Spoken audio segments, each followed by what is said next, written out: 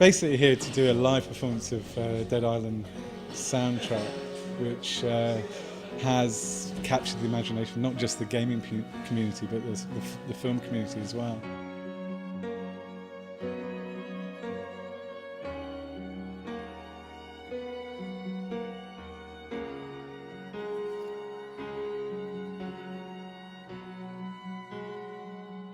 We were given a sort of brief. They were looking for sort of emotional music, possibly piano and strings, but it was, sort of open enough that there's a sort of creative freedom that you go and do something.